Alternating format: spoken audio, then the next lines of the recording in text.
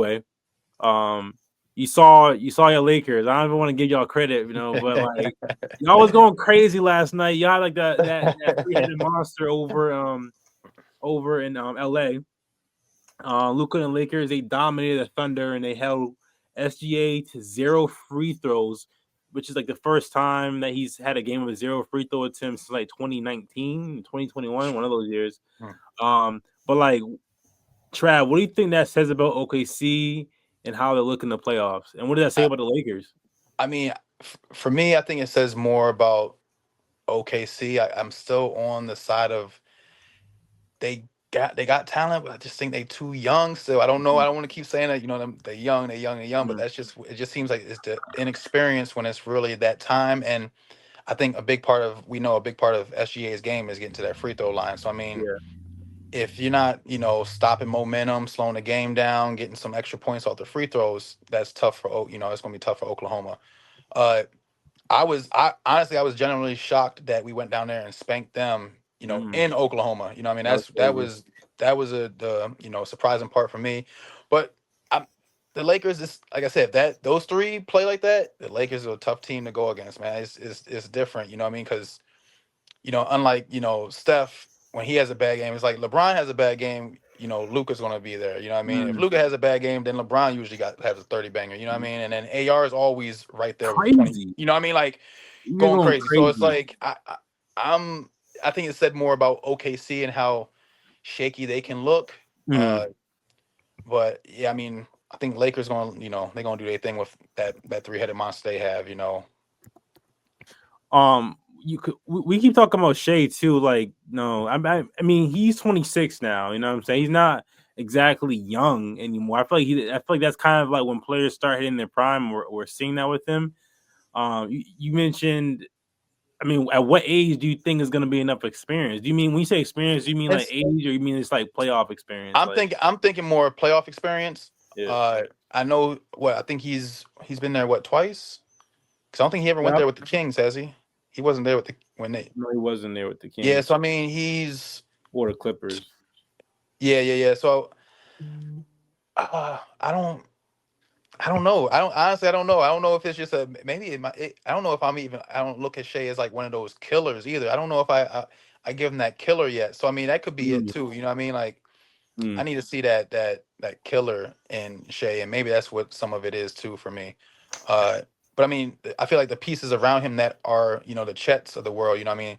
mm, Young. You know what I mean? Like talking about maybe he missed his first year, so I think it's his Chet's second year actually yeah, playing, or yeah. first full year playing. This So I is mean, this is third year. this is third year, but is it like his second year playing full? It's his second sophomore. It's technically sophomore year. Okay, yeah. So I mean, Mm, big piece, that I feel like still is trying to get his, NBA body going, getting, yeah. I mean, just trying to get that together. But I mean, they're gonna be all right, but I think it's still going, I still think they're a couple years away. They need some of these juggernauts to get out the way first, you know what I mean? Yeah. And so Why do you think why do you think why would you call like the Oklahoma City Thunders like inexperienced though, and then not call the Houston Rockets like inexperienced? Like, why do you feel more? oh, I mean, do you feel more confident in so the Houston Rockets? Do y'all feel more confident in the Houston Rockets? I no, I don't. I think I put both of them in. I'm not. It's Okay. crazy because they the two best teams in the West on Yeah. paper, but I Yeah. think they're going to be the first two, like not in the first round, but that second round. I don't think Mm, those neither one of them teams make it past the second round if they got to face LA or what I mean Golden State, the Nuggets, any of them three mm, teams. I think beat those guys in a 7 game series. mm, Yeah, I mean if they get lucky and line up against the Clippers or you know, I don't think the Grizzlies we have to worry about the Grizzlies, but and any of those teams, they can beat them guys. But them three, the Nuggets, Lakers, and Warriors, I don't think either one of them teams can beat them in a 7 game series. what about you, P? What you think about the Thunder? I wouldn't really sweat it that much. I mean, they're 35-12 against Western Conference teams. I think the record's even better against Eastern Conference teams. I mean, they're gonna lose. I mean, they're not the 73-9 Warriors. They're not the I mean, it happens. You lose basketball games. I think I think it would be interesting to see this in a playoff series between the Thunder and the Lakers, just because I think the Thunder aren't going to be this off. SGA is going to get to the free throw line without a doubt I was surprised he didn't. He was held to 0. That was Yeah. shocking to me. That's like breaking news. Everybody. I mean, he still had like 26 though. He still had 26, but yeah, he was no free throws. Yeah, but he's known as the free throw guy. He's becoming that guy. So free seeing throw him not at merchant. the seeing him not at the free throw line is shocking. And I definitely agree with Trav. They're definitely inexperienced. I think I would put them above the Rockets in terms of experience. The Rockets' only playoff experience guys I think they have is Van Vliet. Yeah. And I think that's it. Dylan Brooks wasn't he was in the playoffs. He got the playoffs with by LeBron. Mm-hmm. Yeah, but I think the Thunder are like a mid-tier playoff experience team because Shea's been in the playoffs a good amount. Caruso, he's got. He has Caruso on there. He's got a ring. He does. I mean, and he played a part in the ring too. So they made the playoffs last year too. So I mean, they got the experience from last year. It ain't much, but I think they're definitely a mid-tier playoff experience team. One thing I've noticed is Shea might need to lock in for this MVP race. the way Jokic has been like turning it up. Over. I mean he's pushing. What do he have? What do you have last night? He had like 30 and 9 and 9 going into the half or something like that. Yeah, it was crazy. It was some crazy numbers. And then he had even though they lost, like he's been like hooping and they've been losing games, like even the 60-point loss that they had. Yeah. It's like I don't know. Shea might need to lock in. He can't afford to have these 0 free throw nights like this. So honestly, I agree with Trav. I think it's already too late, bro. I think it's a foregone conclusion that Jokic will be another once again the MVP because it's like how can you compete? Like, how can you really like look at the numbers and say like take away the names and be like, yeah, this player A has these are his stats right here. Your player's B stats. But we're gonna give it to player B still. You know, I feel like it's definitely it gotta be Jokic. It gotta be Jokic. I want it for Jokic because it's like he's just clear. It's clear. Crazy seeing day him. And night. He's like so good. Like he should not be this good at basketball. It's actually ridiculous how good at basketball he is. Like his attitude towards and all that, it's actually crazy. And the crazy thing is, if Jokic was out of the league, Shea's got this by a mile. Yeah. But the world we live in, we got Jokic over here just blocking his sunlight. It's actually crazy. It's the Jokic gate. You know, it's like sometimes it's like how there's certain teams because of Patrick Mahomes they'll never win a Super Bowl. You know what I'm saying? Like or because of Michael Jordan, some teams could just never. I consider Jokic that for a lot of people. You know what I'm saying? They could have been MVP a few years, but because Jokic is in the league, it's just it is what it is. It is what it is. I agree. I think last night's the other night's game where I think the Lakers just had a great night. I think they had a great night. I think they had that 3-headed monster. I'm gonna call it a 3-headed monster now because the way Austin Reaves is playing. Bro, I've been big on the Austin Reaves train. I've been on the Austin Reaves train the whole year, bro. Yeah, you have. I'm not gonna lie, you have. He's like the way he's been playing. Like if he plays like that, y'all can win. If he doesn't play, y'all not gonna win. That's real deal. He's a good second option on like damn near every team in the NBA. Yeah, like having him be the third option is like low-key criminal. Like y'all are getting an absolute bargain for that man. He go out there and get you 38 and 8. I think he can do. I think he can. He reminds me of like Tyler Hero. I think he can do what Tyler Hero was doing. If he he low key might be better than Tyler Hero. I don't want to say that. I was thinking that. Though. I was thinking that.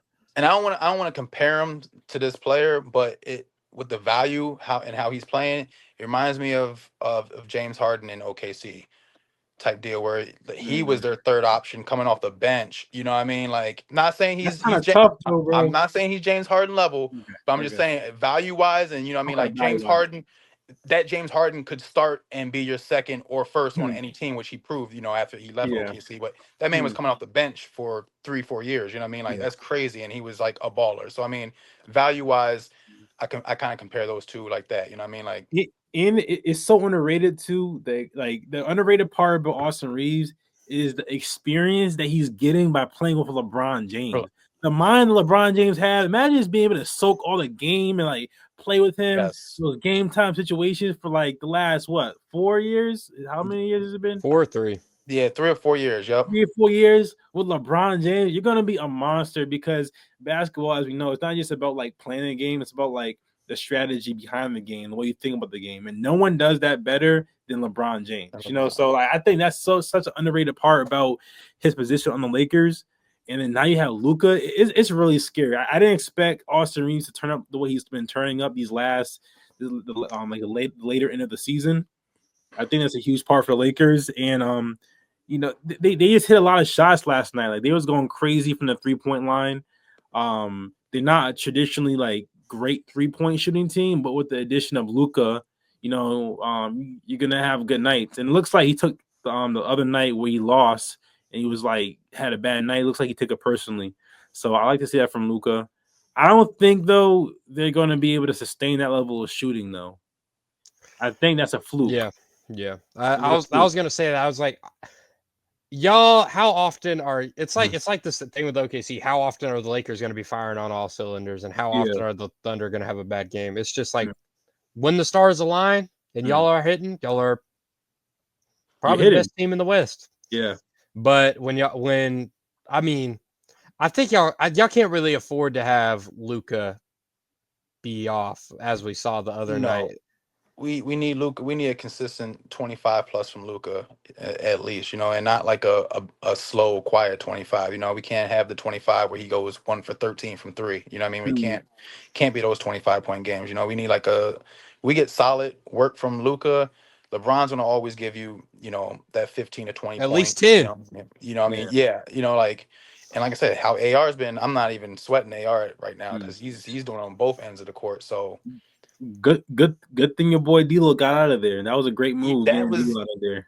And I love D'Lo, but that was for D'Lo's pissing me off all year. I had Austin Reaves on fantasy, bro. This dude D'Lo's taking Austin Reaves minutes, bro. I was like, bro, he was holding him back. Yep. But I was thinking though, do y'all think that do you think that Luka is a liability? Y'all still think he's a liability? Like, because we're talking about, he's like him. He has nights sometimes where he's just like off, I think if a player who doesn't play defense, that means that they're expecting the offense to make up for the lack of defense. So y'all think that his offensive nights off is gonna be a defensive liability? Like, how do y'all think the Lakers gonna deal with that? I would say I think I think his positives outweigh his negatives. I mean, Luka is one of those players where he can win games for you single-handedly. If he's hitting. I mean, he's going to give you buckets. I mean, he gets sneaky triple-doubles sometimes, and you don't even expect him to do that. I do think when he is off, though, it's a big weakness because, I mean, like you mentioned, his defense sometimes is questionable. He can lock in sometimes and play defense, but I think when he's off, it's like y'all's Achilles heel. Yep. I agree. I think when it comes to him, I think we can get a pass with him not playing that good at defense as long as he's putting some numbers up. And it's not like, it's not the worst defender. How I look at the league, there's not that much defense anyway, but his lacks a lot. You know what I mean? But he can't, like I said, those nights like the other night where he had like 19 points and we got beat. We can't have that where he's not playing well and the defense is below mediocre. Like, you can't do that. So we'll see. All right, we're gonna move on to the next topic really quick. We're gonna touch on it. We